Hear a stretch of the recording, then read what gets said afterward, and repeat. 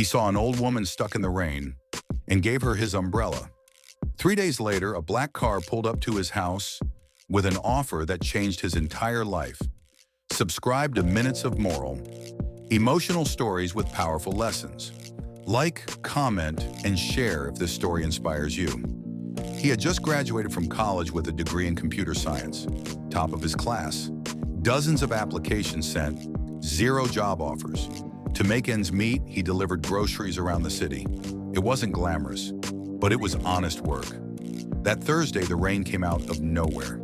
Thunder cracked above, rain fell in sheets. Jacob was biking home, soaked and exhausted. At a crosswalk, he saw her, an elderly woman shivering beside a shopping cart. Her umbrella had flipped inside out. Her groceries were getting drenched, and no one, not a single person, stopped to help. Jacob hesitated, just a moment. Then he got off his bike and approached her. "Ma'am, let me help you." She looked at him, surprised, confused, then nodded. Jacob guided her cart across the street and into the awning of a store. Then, noticing her soaked shoulders, he handed her his umbrella. "Take this," he said gently. "I'll dry faster than you." Her lip trembled. She took it with both hands, almost afraid to believe it. "What's your name?" she asked softly. "Jacob," he said. "Just Jacob." She smiled. "You're a rare kind of person, just Jacob." And that was it. He biked home in the pouring rain, shivering, but something about the moment stayed with him. Jacob went back to his routine. Groceries, job boards, rejection emails. Then came the knock. A black-suited man stood at the door. "Mr. Jacob Carter?" "Yes?" "You're invited by Mrs. Eleanor Whitmore. She says you gave her your umbrella." Jacob's heart skipped. He followed the man to a black car and watched the world change outside the window. They drove into one of the city's wealthiest neighborhoods. Mansions behind iron gates, manicured gardens, stone fountains. They arrived at a red brick estate the size of a museum. Inside, he was led to a sunlit library. There she was, the same woman from the rain, now in pearls and a velvet chair, surrounded by books and elegance. "Jacob," she smiled, "you came." I didn't expect..." "I'm Eleanor Whitmore," she said, "CEO of the Whitmore Foundation." Jacob's jaw dropped. She continued, "I looked into you. Top of your class, strong work ethic, but you're still delivering groceries?" He shrugged. "The job market's tough." Eleanor leaned forward. "I saw something that day.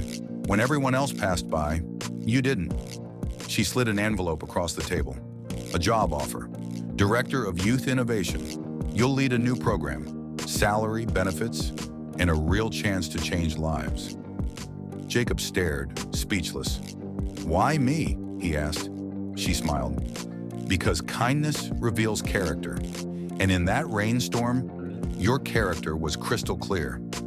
At first, he felt out of place. He wasn't from wealth, didn't wear tailored suits, but he poured his soul into the role. He launched coding programs in underfunded schools, built internship pipelines for teenagers who had never touched a keyboard. He stayed late, showed up early, and never forgot where he came from. And every Friday, he visited Eleanor. They walked her garden, shared tea, and talked about life.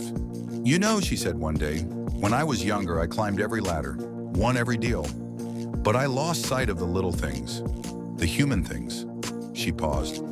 "Then you gave me an umbrella and reminded me what really matters." Her funeral was elegant, filled with dignitaries. But the person she asked to give the final speech was Jacob. He stood at the podium, holding back tears. "She gave me an opportunity that changed my life. But that opportunity began not with a resume, but with an umbrella." After the service, her lawyer handed Jacob a letter and a deed. The mansion was now his. Inside the envelope was a note. "Turn this place into a refuge for kindness. Call it what you will, but make it a lighthouse for lost souls, just like I once was." Jacob transformed the estate into the Umbrella House, a community tech and mentorship center.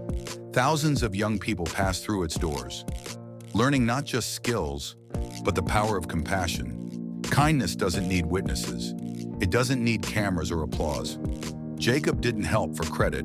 He did it because it was right. and that one small act changed everything.